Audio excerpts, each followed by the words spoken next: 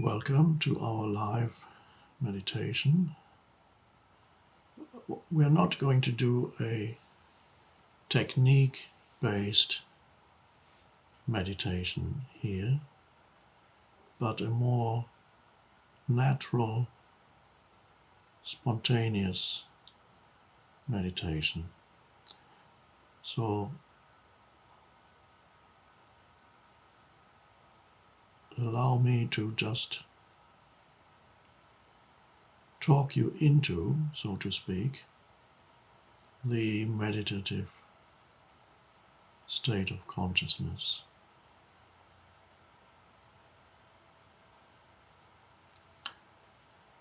The two ingredients of our meditation session here are the words and the spaces between the words. Yes, there's also the visual. You see the image on the screen.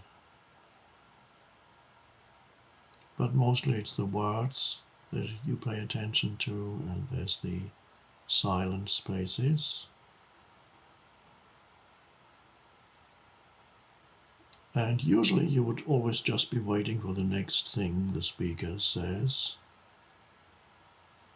But here, to enter the meditative state of consciousness, you become aware of the silent spaces too. You just notice them, like now.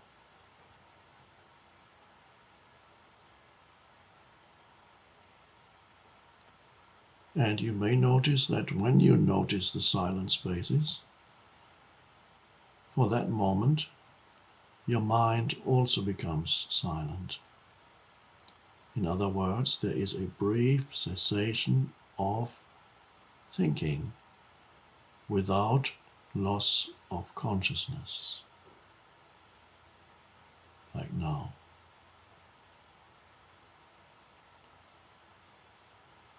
That is the beginning of the meditative state.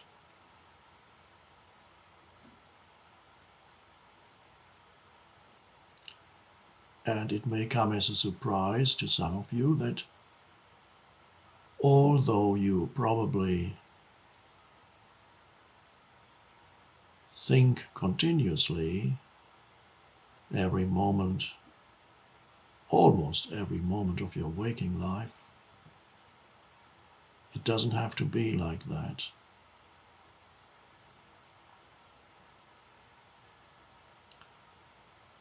You can invite into your life these still or silent spaces.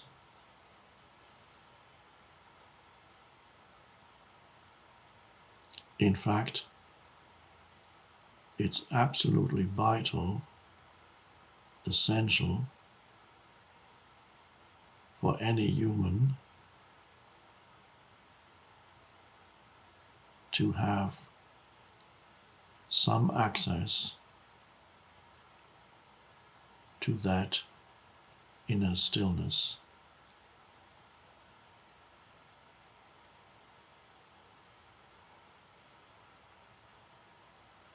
Because that inner stillness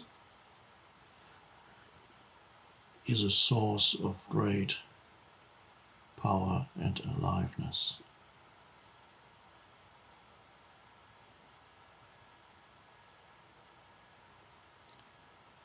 And it's also a place where you can sense the deeper feeling of being you.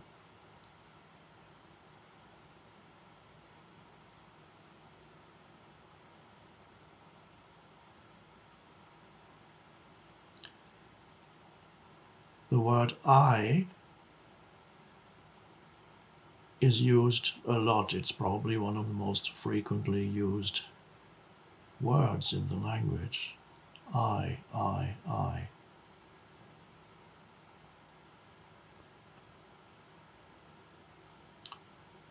And usually it refers to yourself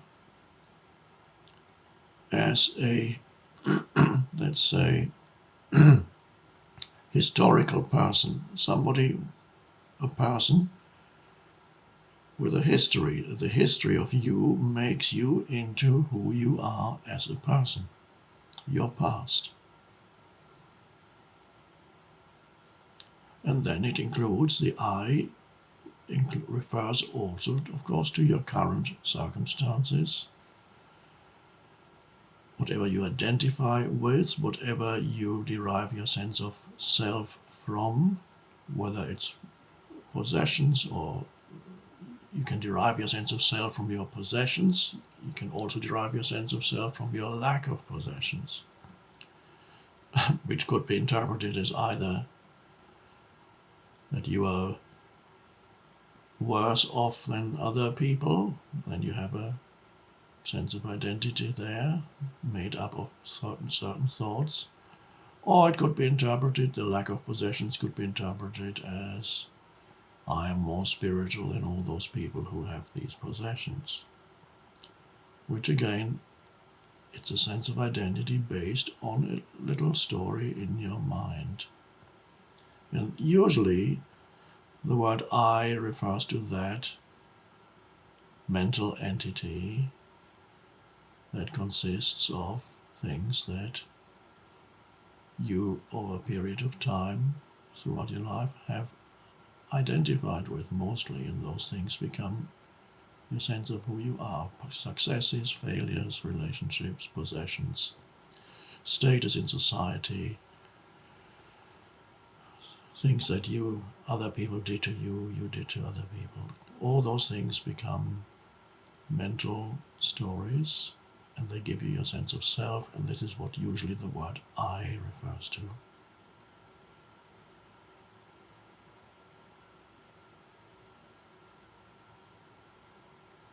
And most people don't realize that there can be a deeper meaning to I, a deeper sense of identity than one that consists of your personal history.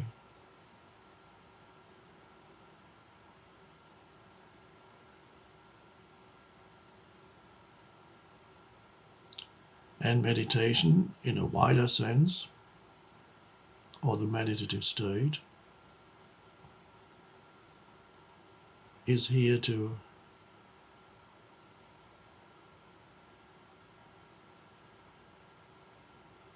help you realize that there's more to you than your personal history or the story in your mind about who you are, which may be predominantly great, that may be a fiction, but I'm better than most people.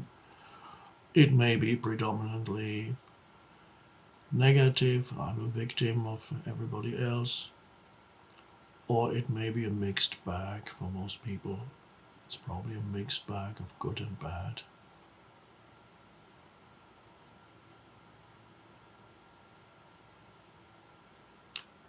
But if you never go beyond that sense of self, that's a very limited existence, but that kind of limited existence is normal.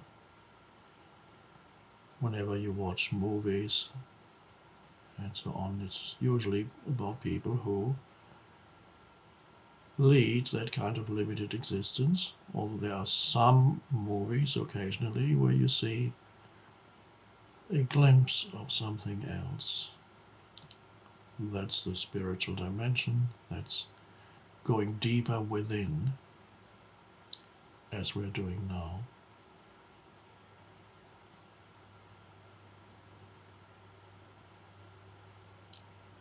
So when we come to that, you may remember I said be aware of these silent spaces.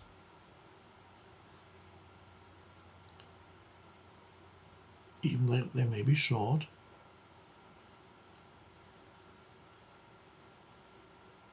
And as you become aware of the silent spaces, your mind becomes still.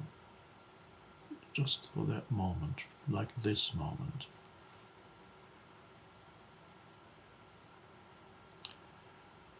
Your mind becomes still means, of course, there is a cessation, a stopping of thought. The voice in the head, as I sometimes call it, suddenly stops speaking. There's no longer any mental commentary about what's going on here or now, and there's no longer a mental projection into some future moment like what am I going to have for dinner or lunch or tomorrow. So what's left of you when there is that brief cessation of mind activity, but you have not gone to sleep. You are as alert as you were before. In fact, you are more alert than when you were engaged in thinking. And suddenly you go, oh. And for a moment, what's left of you is that alert presence. And the historical person has kind of temporarily disappeared. It's quite interesting. And without having any story in your mind to tell you who you are,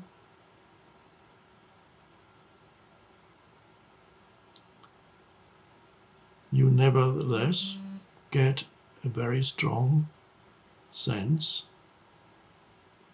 of beingness or presence. You can sense that there is a presence. And of course that presence is perceiving through that presence is the background to your sense perceptions. Right now you hear the voice, you see the image on the screen, but no particular commentary on it.